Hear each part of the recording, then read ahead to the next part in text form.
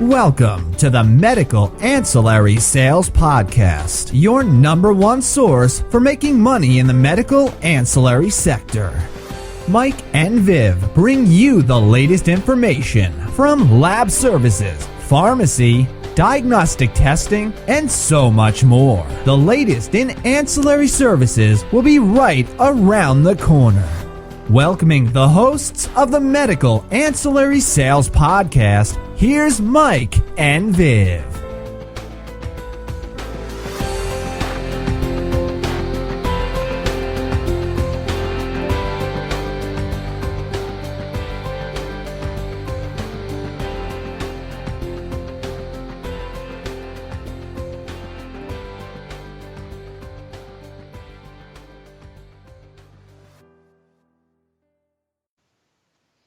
Hello and welcome to the Medical Ancillary Sales Podcast. I'm your host, Michael Berg, and joined by Viv Hudson, solo today. Just me and you, Viv. Happy 2017. It sure is. It sure is just us. So we've had a couple of special guests, so now we can be... Well, you might let me talk for a little bit. Yeah, you get to when talk. we get a guest. Yes. So, Viv, we are in the new year here, and 2017 promises to be a year with a lot of change in the healthcare arena, but I'm very optimistic about 2017, and there's some tremendous opportunities. So, and I know you are a great motivator and sales coach, so I thought, well, actually, I shouldn't take credit for this. This is actually your idea. Stop it. But, I like to take credit where it's not due. But as we get into 2017, this is a time for not only reflection, but this is a time for determining what your own sales goals are going to be for 2017. So I wanted to find out from you, Viv. I know we've been talking macro a lot, and that is obviously that is the major piece of legislation that people are talking about that's going to affect our business. But what I really wanted to find out from you was how you set sales goals at the beginning of the year. So as we do turn over into 2017, and I know you're not in the field like you used to be, but when you are in the field, as you set those sales goals in the beginning of the year, what are some of the things that you take into account? How do you actually set your goals?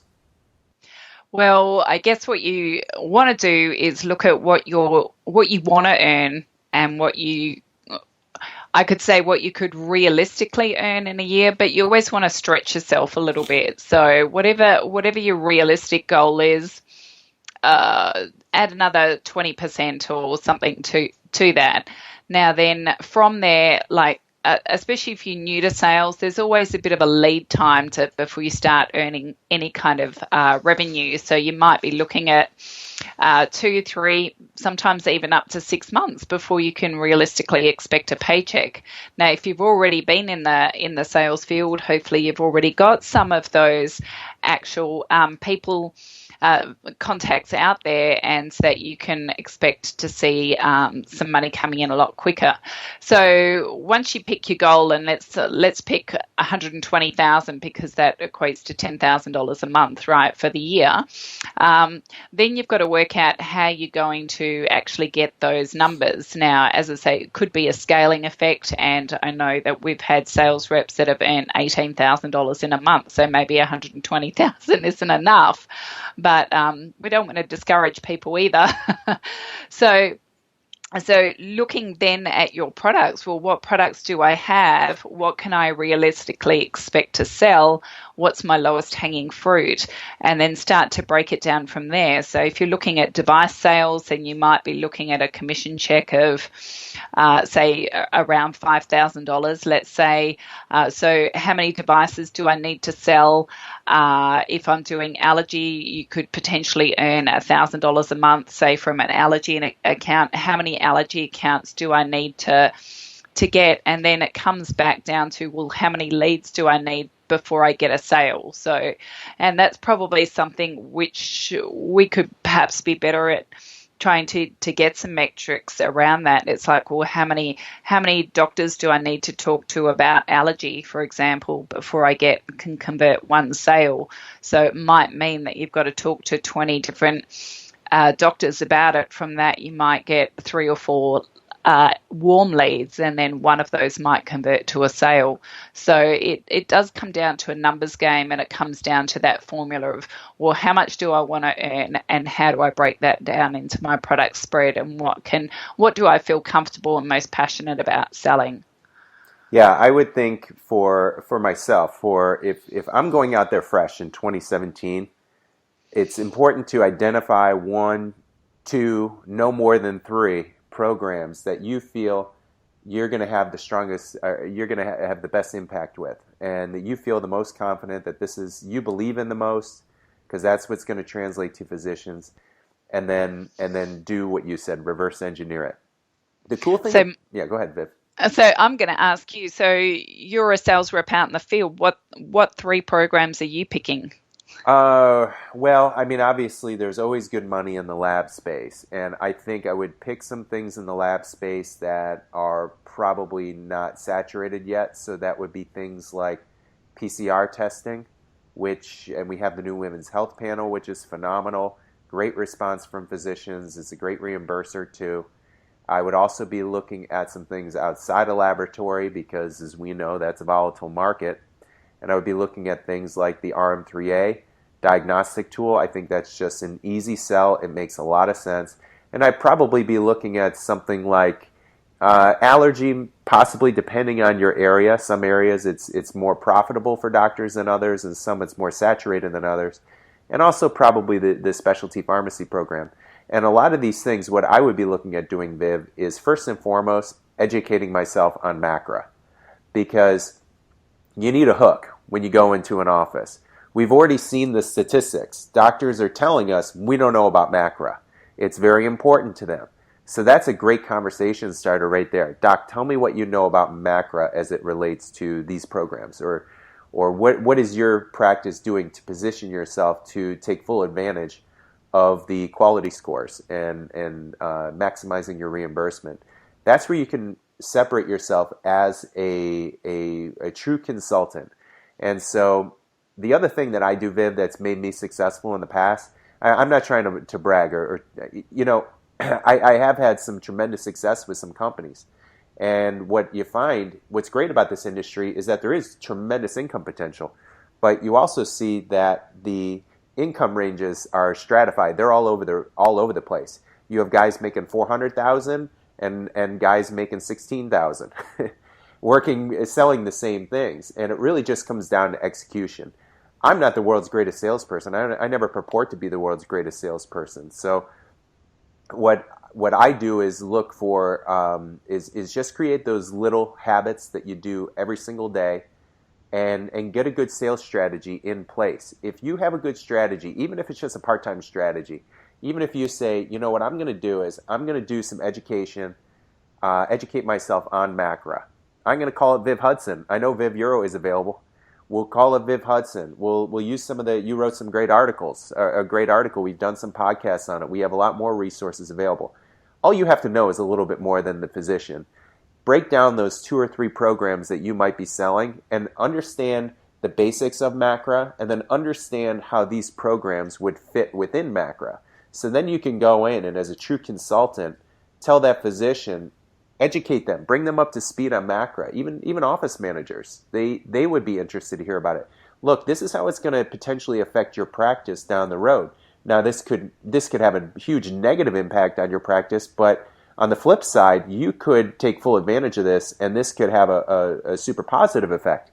Let me give you a couple examples how you could be taking full advantage of MACRA, make more money now by delivering a higher quality of care, and also ensure that you're going to be getting those quality scores to ensure long-term a good reimbursement from CMS, and you'll be making more money down the road. And then you tie in these programs. So for me, my strategy would be educate myself on that, and set a number of clinics that I want to discuss MACRA with per week, per month. And I will bet you that you do not have to talk to that many practices to find people that are interested to hear more about MACRA and to hear more about these programs. And then you do your strategy. You just reverse engineer it. But a lot of my success, and Viv, I hate to hog up the time here, as I always do, but And I know I tell these stories over and over again, but I know we get a lot of new people. But one of my strategies, this is when I first moved out to California 8.5 years ago. And I worked in the dental industry for 5+ years. And when I started with that company, the goal was to bring in 40 accounts. Well, I had a goal. I wanted to make some big money. My goal was to bring in 100 accounts. And the time frame to do that was 18 months. What I did was I set every day, I mapped out each Sunday night, I would map out, I'm going to see X amount of people each day. And just by seeing, even just setting your goal at 12 or 15, if it's a moderate amount of people, that 12 a day is 60 a week. That's 240 a month. If you're seeing 240 people, chances are you're talking to at least 20 or 30 of those people. You're going to get an in-depth discussion going about Macra, and I wouldn't be surprised if you're closing at least a quarter of those. So that's in 1 month. And what I did, I did that, have myself, even when I had bad days, I still forced myself to do it. I forced myself every week to make a certain number of sales calls. I wrote it down. I had a list. I checked it off my list. At the end of 18 months, only 2 people out of 8 hit 40 accounts. One guy hit 41. Everybody else was below 40. I was at 104. And I'm telling you, I was not the best salesperson out of the group. But I stuck to my plan. And even when I was faced with adversity, even when I have terrible weeks where I'm going, what the hell am I doing? I didn't make one sale this week. I got the door slammed in my face. I couldn't talk to anybody. The next week, it's about being consistent. If you're consistent with your actions, you will be shocked how far along you'll be 3 months from now, 6 months from now, and especially as we go into 2018, you will be shocked at the head of steam that you'll have. Absolutely, Mike, and I think you've really hit it on the head there. As the secret of your success lies in your daily habits, and it is what you do daily on a consistent basis that will be the formula for your success. So is it going to be 10 new cold calls every day? What are you going to measure for yourself to keep yourself accountable as well? Or perhaps even finding another sales buddy and keeping each other accountable is not a bad way to go. Because let's face it, we all have those days, and particularly more so in medical sales, I think, because you can have days where you don't get in front of a single doctor and you kind of go, well, what in the world am I doing? And if you end the day like that, then, and you let that get you down, then it's very easy to get discouraged in this industry. But the thing is, you've got to bulletproof yourself, dust yourself off, and have a buddy that can pep you up. And just get out there and do it again tomorrow and do it again the next day. And then sooner or later, you'll start to see the numbers falling in your favor. Viv, how successful do you think you would be if you decided to go out and just see even 10 practices a day? That's 50 a week. You see 10 practices a day, and your sole focus is not to make a sale. Your focus is there as a consultant. We're here to educate you on Macra. This is what we know about Macra. This is what is your practice doing to prepare for Macra or the upcoming changes, or not upcoming changes, these changes are now in effect?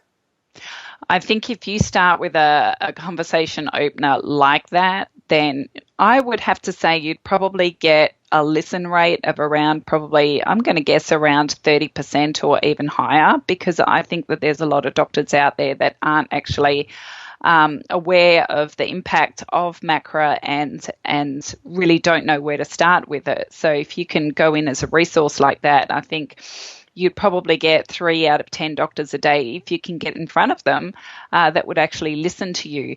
Now, if let's say, so that's 15 a week that are actually going to listen to you, well, I'd say probably 1 or 2 of those at least are going to convert into a sale, possibly more, if you've got the right product for their practice. So over a period of 10 weeks, that's potentially 10 to 20 clients, which in the medical sales game could add up to some pretty serious dollars.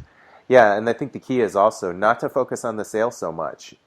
It really, I mean, you hear this in sales training, medical sales training all the time. You want to become a resource for the physician. And a lot of people, that kind of goes in one ear out the other.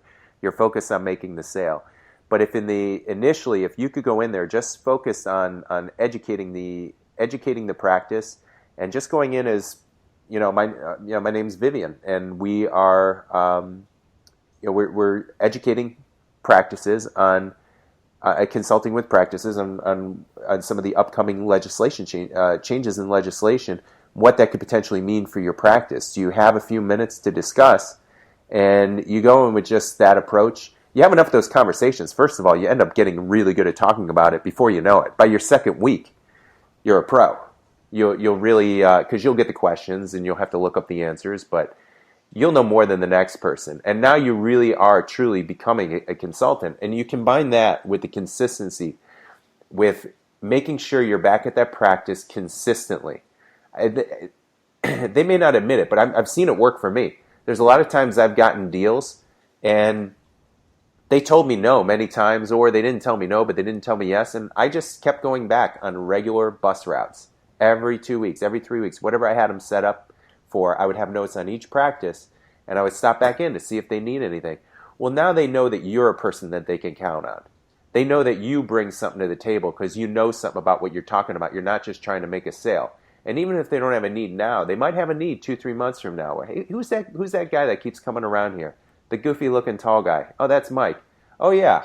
Call up Mike. See what he's got for this. He seems to be diligent. I got so many sales just by being consistent and just showing up and just trying to bring something that they're going to find value in. And I think the other good thing is that once people recognize, especially the broad range of ancillaries, you do generally become a resource for them. So even when they're looking at another product with another rep, they'll often come back to you and say, well, what do you have? Or do you have this particular product, because you've built that relationship with them? And that's pretty nice when the doctor starts phoning you. Well, damn it, Viv, we keep going over on podcasts. We're over on this one too. You got me going as always. So we're going to go ahead and wrap up. But good luck to everyone in 2017. If you guys need some help in setting goals, if you ever want to talk to Viv or I one-on-one, I know Viv is a wealth of information as in terms of macro. But if you guys need any help whatsoever, feel free to reach out to me personally. I'm happy to consult with people one-on-one. And just kind of take a look at what you're doing and what you might be able to tweak in the new year, what I would be doing given what your background is, the area that you're in. And I'm happy to help anybody that needs some help setting their sales goals. Thanks, Mike. Thanks, everyone.